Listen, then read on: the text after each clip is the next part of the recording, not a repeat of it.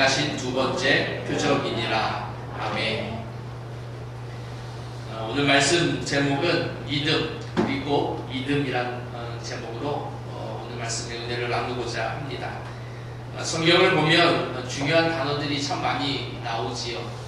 그렇다면 중요한 단어들 중에서 가장 중요한 단어가 있다라고 한다면 무엇일까요? 제가 생각했던 단어는 믿음이 아닌가 하는 생각을 해봅니다. 제목도 믿음 그리고 믿음이라고 이렇게 제목을 정했는데 믿음이 당연히 중요하지 않는가라고 하는 생각을 해보았어요. 성경에서 말씀하고 있는 믿음은 크게 두 가지로 나누어져 있습니다. 첫 번째 믿음은 구원을 받을 수 있는 믿음입니다. 로마서 10장 9절에 보면 이런 말씀이 기록되어 있어요.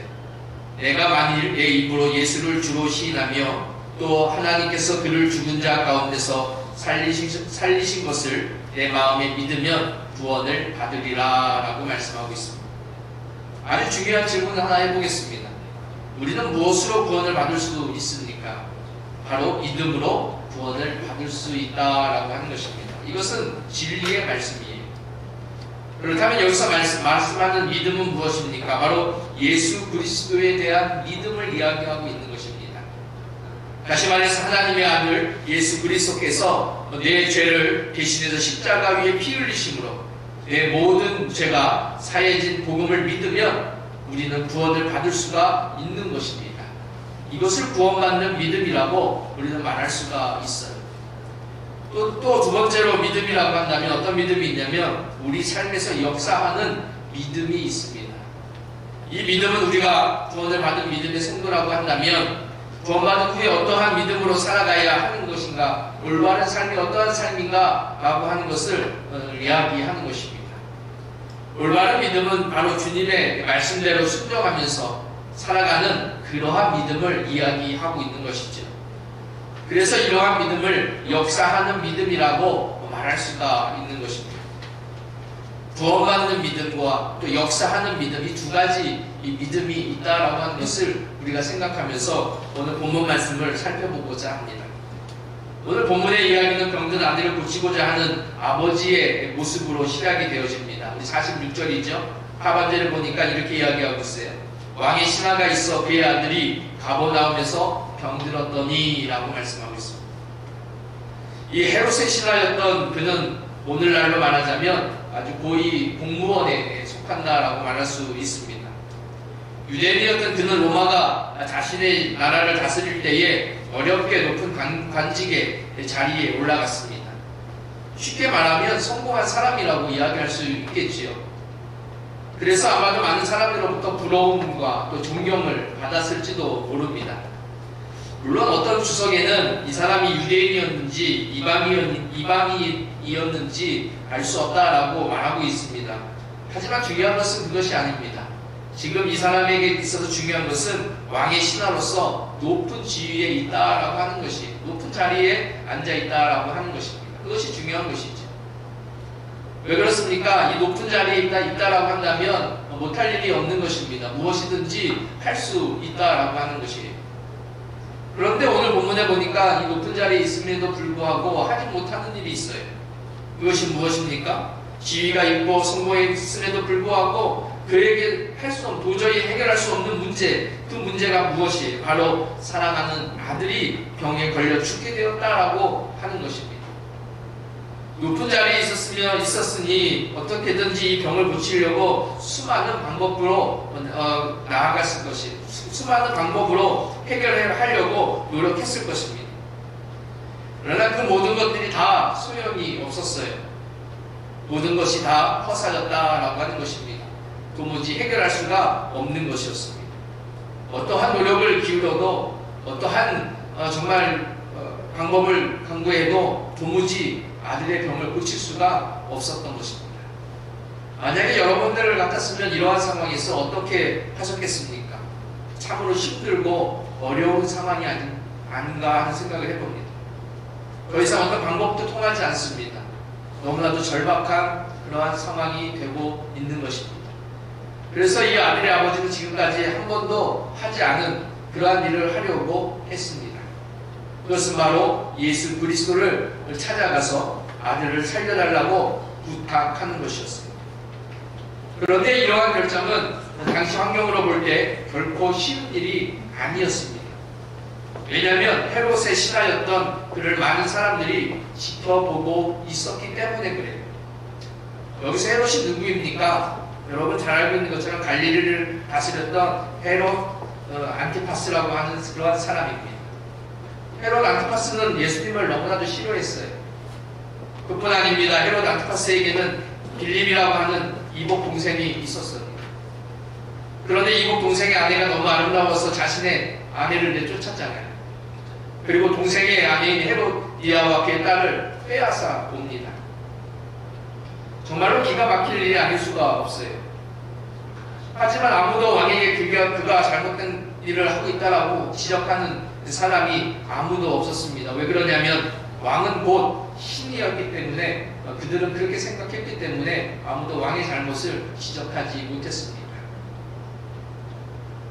마가복음 6장 18절의 말씀입니다. 이는 요한이 헤롯에게 말하되 동생의 아내를 취한 것이 옳지 않다 하였습니다.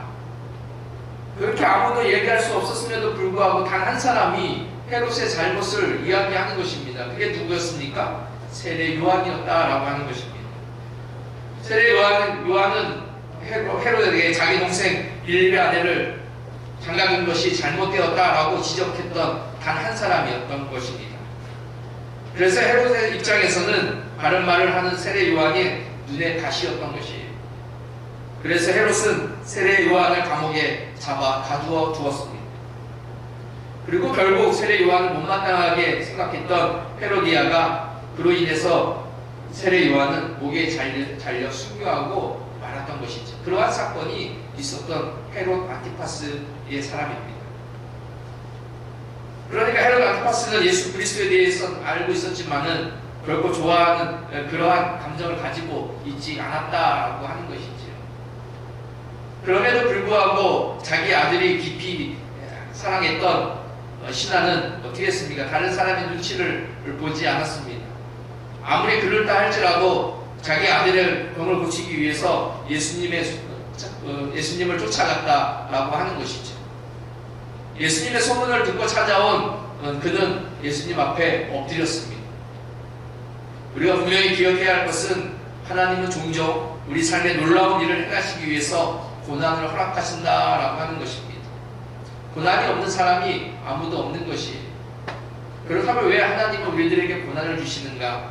인생에 닥친 어려움을 통해서 선한 것으로 바꾸어 가시기 위해서 하나님은 우리에게 고난을 주신다라고 하는 것입니다. 이 신하에게 일어난 일 역시 예외는 아니었습니다. 만약 그의 아들이 아프지 않았다라고 한다면 높은 지위에 앉아있던 또 높은 지위를 누리던 사람이 뭐가 부족해서 하나님 앞에 나오겠습니까? 고난이 아니었다라고 한다면 결코 하나님의 복을 받는 믿음의 성도가 될 수 없었을 것입니다. 그래서 우리는 고난 앞에 실망할 이유가 전혀 없습니다. 실망할 필요가 없다라고 하는 것이죠. 왜냐하면 고난을 통해서 하나님이 우리의 인생을 놀라운 일로 또 행하시기 때문에 그렇습니다. 믿음의 성도들에게 우연히 찾아오는 그러한 어려움은 없다라고 하는 것이에요. 분명히 하나님이 책임져 주신다라고 하는 것입니다. 하나님이 선택한 백성에게는 결코 우연도 없고 모든 어려움에는 하나님의 뜻과 계획이 있다라고 하는 것을 믿으시는 우리 청대교회 성도님들 되시기를 바랍니다. 이 신하는 간절한 마음으로 예수님을 찾아 엎드렸습니다. 그는 예수님이 관한 소문을 듣고 가버나움이라는 곳에서 예수님이 계시는 가나까지 달려왔습니다. 주석을 보니까 대략 가버나움에서 가나까지의 거리는 30km 정도 된다고 합니다. 자동차로 왔다라고 한다면 우리가 타고는 자동차로 왔다라고 하면 10분에서 15분 정도면 아마 30km를 달려올 수 있을 것이에요. 그러나 걸어서 혹은 말을 타고 뭐 이렇게 달려왔다라고 해도 참으로 오랜 시간이 걸려서 가버나움에서 가나까지 왔을 것입니다. 힘들게 왔습니다. 그리고 그가 하는 행동은 예수님 앞에 풀어 엎드렸다라고 하는 것입니다. 오늘 본문 47절에 이렇게 말씀하고 있어요. 그가 예수께서 유대로부터 갈릴리로 오셨다는 것을 듣고 가서 청하되 내려오셔서 내 아들의 병을 고쳐주소서 하니 그가 거의 죽게 되었습니다 라고 말씀하고 있어요. 여기서 보니까 어떻게 하면 역사하는 믿음, 하나님 우리의 삶 가운데서 역사하는 믿음이 있는가 라는 것을 보여주고 있어요. 첫 번째로 보면 역사하는 믿음은 들어야 하는 것입니다. 갈릴리로부터 오셨다는 것을 듣고 라고 하잖아요. 첫 번째는 역사하는 믿음을 만들기 위해서는 들어야 한다라고 하는 것이에요. 적어도 이 신앙은 들었습니다. 무엇을 들었을까요? 예수님께서 지금까지 어떻게 사역을 하셨는지를 들었다라고 하는 것입니다. 지금 예수님이 계신 곳이 가나라고 하는 곳이잖아요. 가나라고 하는 동네입니다. 이 가나라고 하는 동네는 어떠한 동네였습니까? 바로 혼인잔치가 있어서 예수님의 초청을 받았던 그러한 장소, 그 가나라고 하는 장소였습니다. 그 혼인잔치에 문제가 생겼죠. 우리가 잘 알고 있는 것처럼 문제가 생겼어요. 뭐가 생겼습니까? 포도주가 떨어졌던 그런 문제가 생겼습니다. 그때 예수님께서 어떻게 하십니까? 물 6동아리를 가지고 물을 가지고 포도주를 만드는 그러한 이 기적을 일으켰던 사건이 바로 이 가나에서 일어났던 사건이었던 것이죠. 요한복음 2장에서 너무나도 잘 나타나고 있습니다. 또 우리가 잘 알고 있는 것처럼 로마서의 말씀에 보면 로마서 10장 17절에 그러므로 믿음은 들음에서 나며 들음은 그리스도의 말씀으로 말미암았느니라 라고 말씀하고 있어요. 적어도 믿음이 생기기 위해서 첫 번째 단계는 예수님의 말씀을 들어야 한다라고 하는 것입니다. 듣지 않고는 되지 않는다라고 하는 것이, 우리가 예수님의 말씀을 듣지 않으면 결코 믿음이 생길 수 없다라고 하는 것을 우리들에게 말씀하고 있는 것입니다. 여러분들도 믿음이 생겼을 때에 들었기 때문에, 예수 그리스도의 말씀을 들었기 때문에 믿음이 생긴 것이, 거저 생긴 것이 아니라 예수 그리스도의 말씀, 성경 말씀을 들었기 때문에 우리는 믿음이라고 하는 것이 생겼다라고 하는 것이죠. 그때 생긴 믿음이 어떠한 믿음이었습니까? 바로 구원받는 믿음의 역사였던 것이죠. 여기서 중요한 것은 믿음의 출처가 어딘가라고 하는 것입니다. 믿음은 어디서부터 오는가라고 하는 것이죠. 적어도 믿음의 출처는 우리가 아닙니다. 믿습니다라고 한다고 해서 우리가 믿어지는 것이 결코 아니라고 하는 것입니다. 믿습니다 한다고 해서 우리가 믿음이 생긴다면 얼마나 좋겠습니까? 그러나 아무리 우리가 믿습니다라고, 믿는다라고 말을 해도 믿음이 생기는 것이 결코 아니에요. 왜냐하면 믿음의 출처가 우리가 아니기 때문에 그렇습니다. 그렇다면 믿음은 누가 주시는 것입니까? 바로 우리에게 믿음을 주시는 분은 오직 하나님뿐이다 라고 하는 것입니다. 하나님께서 우리들에게 믿음을 주시는 것이에요. 그래서 하나님의 말씀을 통해서 우리에게 믿음을 주시는 것입니다. 다시 말해서 믿음은 우리가 하나님의 말씀을 들을 때에 하나님이 우리들에게 믿음을 주신다라고 하는 것을 우리는 믿어야 될 줄로 믿습니다. 그래서 우리는 들어야 되는 거예요. 어떤 상황 속에서도 예수님의 말씀, 하나님의 말씀을 듣는 길을 열어두어야 역사하는 그러한 믿음이 생기는 것이죠. 두 번째로 역사하는 믿음은 예수님 앞에 나아가는 것입니다. 우리의 삶이 역사하는 믿음이 되기 위해서는 하나님 앞에 나아가는 그러한 수고가 필요하다라고 하는 것이에요. 오늘 47절에 듣고 그 다음에 가서 그러잖아요. 하나님 앞에 가는 발걸음이 필요하다라고 하는 것이, 가지 않고는 결코 믿음이 생기지 않습니다.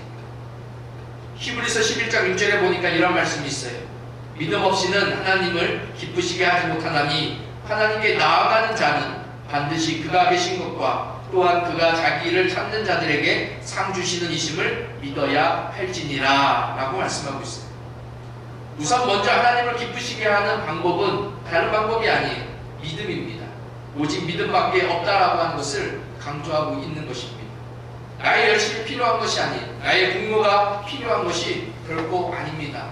뿐만 아니라 세상적인 나의 자랑이 필요한 것이 아니에요. 내가 잘났다고 하는 것을 강조할 필요가 없는 것입니다. 내가 부한 것을 강조할 필요가 전혀 없다라고 하는 것입니다. 하나님은 그런 것들을 기뻐하시지 않습니다. 하나님은 우리에게 필요한 것은 하나님을 기쁘시게 하는 믿음이에요. 하나님을 기쁘시게 하는 그 믿음이 하나님이 우리들에게 요구하시는 믿음인 줄로 믿습니다. 왜 그렇습니까? 적어도 하나님을 기쁘시게 하는 믿음은 하나님이 살아계시다라고 하는 것을 믿는 사람이기 때문에 그렇습니다. 그리고 우리에게 상 주시는 분이신 것을 믿기 때문에 그렇습니다. 그러한 사람이 하나님 앞에 나아갈 수가 있는 것이, 하나님이 살아계신다는 것을 믿고 하나님이 우리들에게 상을 주신다라고 하는 것을 믿는 믿음의 성도가 하나님 앞에 나아갈 수가 있는 것입니다. 여기서 상이라고 하는 것이 무엇입니까? 우리가 상상할 수도 없는 엄청난 하나님의 능력이고 하나님의 축복인 줄로 믿습니다. 왕의 신하는 예수님 앞에 가기 위해서 아까도 말씀드린 것처럼 30km를 달려왔습니다. 결코 적은 거리가 아니었습니다. 지금처럼 어떤 교통수단이 잘 발달되어 있는 그런 거리가 결코 아닙니다. 정말로 어렵고 힘든 길을 걸어왔습니다. 그리고 예수 그리스도 앞에 무릎을 꿇었죠. 그럼에도 불구하고 예수님을 찾았다는 것은 하나님이 살아계시다는 것을 믿었기 때문에 그렇습니다. 만약에 그러한 믿음이 없었다라고 한다면 결코 이 신하는 예수 그리스도 앞에 나오지 않았을 것입니다. 그래서 분명 예수님을 통해서 아들이 살아날 수 있을 것이다 라고 하는 그러한 확신, 그러한 믿음이 분명히 있었기 때문에 하나님 앞에, 예수 그리스도 앞에 찾아와 무릎을 꿇은 것입니다. 마지막으로 역사하는 믿음은 간절히 기도하는 믿음입니다. 아까 보면 듣고 가서 청하되라고 말씀하고 있잖아요. 청하는 것입니다. 기도하는 것입니다. 왕의 신하는 예수님 앞에 간절히 청하였습니다. 뭐라고 청했습니까? 내려오셔서 자기 아들의 병을 고쳐달라는 그러한 청을 한 것입니다. 그런데 오히려 예수님은 왕의 신하를 보고 믿음이 없다라고 책망하는 것을 보게 되어집니다. 48절에 이렇게 말씀하고 있죠. 예수께서 이르시되 너희는 표적과 기사를 보지 못하면 도무지 믿지 아니하리라, 이렇게 이야기하는 거예요. 여러분들 같았으면 어땠을까요? 책망하는 예수님 앞에 아이고 예수님 제가 잘못했습니다 라고 하고 돌아가는 그러한 모습을 보였을까요? 하지만 신하는 그러지 않았어요. 왕의 신하는 예수님의 어떤 책망이나 꾸짖음에도 불구하고 계속 간청했다라고 하는 것입니다. 49절에 말씀하고 있어요. 신하가 이르되 주여 내 아이가 죽기 전에 내려오소서, 이렇게 말씀하고 있는 거예요. 정말이지 기도라고 하는 것은 이렇게 해야 하는 것입니다. 한번 기도하고 말면 그것은 기도가 결코 아닙니다. 기도는 간절함으로, 기도가 분량에 찰 때까지 기도해야 하는 것이에요. 항상 기도해야 하는 삶을 살아가야 하는 것입니다. 무엇을 하든지 기도하는 삶이 필요합니다. 어떠한 일을 하든지 먼저 기도로 시작해야 합니다. 그리고 어떠한 일을 마칠 때에도 기도로 마치는 그러한 성도가 되어야 하는 것이죠. 기도는 한 번 했다고 되는 것이 결코 아닙니다. 계속해야 되는 것이죠. 담임 목사님 말씀하신 것처럼 기도는 노동과도 같다라고 했습니다. 정말로 우리가 기도하는 것이 우리의 삶에 있어서 얼마나 중요한가를 깨달아야 하는 것입니다. 아무리 예수님이 책망할지라도, 아무리 예수님께서 우리 꾸짖는 그런 말씀을 하실지라도 하나님 앞에 간청할 수 있는, 기도할 수 있는 그러한 성도가 되어야 될 줄로 믿습니다. 적어도 간절히 기도하는 그러한 모습은 겸손해질 수가 있는 것이, 하나님 앞에 나아가서 기도할 때 어떠한 고난 속에서도 우리의 마음을 가난하게 만드는 그러한 일이 있을지라도 고난이 유익이 될 때에 우리는 기도가 응답될 줄로 믿습니다. 아무리 지위가 높고 학식이 높다 할지라도 예수님께 드리는 간절한 기도는 그 마음을 겸손하게 만들어준다라고 하는 것이, 왕의 신하의 기도는 아주 간단했습니다. 복잡하지 않았어요. 뭐라고 기도하는 것입니까? 주님 살려달라라고 하는 것이, 주님 살려주시옵소서라고 기도하는 것이죠. 다른 기도가 필요한 것이 아니에요. 그러나 모든 사람들이 고난 앞에서 다 겸손해지는 것은 아닙니다. 우리가 기억해야 되는 것이, 어떤 사람은 고난 앞에서 더욱 교만해지는 그런 사람도 있습니다. 고난 때문에 하나님을 원망하거나 고난 때문에 주위 사람을 원망할 때가 있습니다. 그래서 고난 속에서 자신의 마음을 더욱 강팍하게 만드는 그러한 경우도 있다라고 하는 것을 우리는 기억해야 하는 것입니다. 그래서 우리는 고난이 있을 때 이러한 강팍한 마음을 갖는 것이 아니라 겸손한 마음을 가지고 예수님 앞에 무릎을 꿇을 수 있는 그러한 자세가 필요합니다. 오늘 신하의 모습처럼, 정말 신하가 결코 교만하지 않았던 것처럼 우리들도 어떠한 고난 속에서도 교만해지지 말고 겸손한 마음으로 예수 그리스도 앞에 나와 기도하는 그런 믿음의 성도인들 되시기를 바랍니다. 이러한 믿음을 보신 예수님이 어떻게 하셨을까요? 50절의 말씀에 예수님께서 이르시되 가라 내 아들이 살아있다 하시니 그 사람이 예수님께서 하신 말씀을 믿고 가더니. 결국 역사하는 믿음은 이 신하의 모습처럼 믿음으로 나아가는 성도인 줄로 믿습니다. 참으로 놀라운 믿음을 우리에게 보여주었습니다. 왕의 신하는 가라 내 아들이 살아있다 라고 하신 그 말씀 하나만 가지고 죽어가는 아들에게로 돌아갔습니다. 어떻게 됐습니까? 가는 길에 벌레벌떡 뛰어오는 자기 집에 하인이 있었습니다. 그래서 어떤 마음인가 참으로 불안한 마음으로 그 하인을 만나게 되죠. 그런데 그 하인이 어떠한 얘기를 합니까? 아들이 살아났다라고 하는 놀라운 소식을 전해주는 것이에요. 얼마나 기쁜 일인지 모릅니다. 역사하는 믿음은 바로 이러한 믿음입니다. 듣는 것입니다. 그리고 가는 것입니다. 그리고 기도하는 것입니다. 그럴 때에 역사하는 우리 삶 가운데에 역사하는 믿음이 나타날 줄로 믿습니다. 오늘 말씀을 정리하겠습니다. 오늘 말씀처럼 믿음은 크게 두 가지가 있다라고 말씀을 드렸어요. 첫 번째 믿음은 우리가 예수 그리스도를 믿어 구원에 이르는 그러한 믿음을 말한다면, 두 번째 믿음은 그 믿음을 통해서 구원받은 성도들이 어떻게 살아야 하나님의 역사를 경험할 수 있는가 하는 그러한 믿음이었습니다. 적어도 우리의 삶에 역사하는 믿음을 갖기 위해서는 첫 번째는 하나님의 말씀을 잘 들어야 할 줄로 믿습니다. 그리고 두 번째는 하나님 앞에 겸손함으로 나아가는 그러한 성도가 되어야 될 줄로 믿습니다. 그리고 마지막으로 간절한 마음으로 하나님께 기도하는 그러한 성도가 되어야 될 줄로 믿습니다. 그럴 때 하나님께서는 우리들에게 믿음을 보시고 기뻐하실 뿐만 아니라 우리의 삶의 어려운 문제까지도 해결해 주시는 축복을 주시는 것입니다. 고난은 잠깐입니다. 분명한 것은 고난 뒤에 하나님의 축복의 역사가 있다라고 하는 것을 믿고 의지하며 나아가는 청대교회 모든 성도님들이 다 되시기를 주님의 이름으로 소망합니다. 기도하겠습니다. 고마우신 하나님 아버지 감사합니다.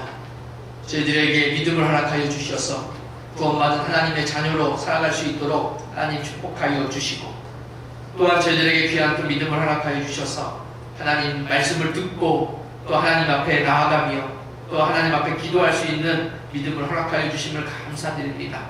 하나님, 저희들 주님 앞에 믿음으로 나아갈 때에 우리의 모든 기도의 제목마다 하나님 응답하여 주시어서 어떤 고난 속에서도 주님만 겸손하게 나아가는 아름다운 믿음의 사람들이 되어줄 수 있도록 하나님 축복하여 주시옵소서. 그래서 문제도 해결받을 뿐만 아니라 하나님 앞에 영광을 돌리고 우리의 삶이 하나님과 함께 동행하는 축복의 삶이 될 수 있도록 하나님 역사하여 주시옵소서. 모든 영광 주 앞에 돌렸고 우리를 구원하신 예수님의 이름으로 감사하며 기도드리옵나이다.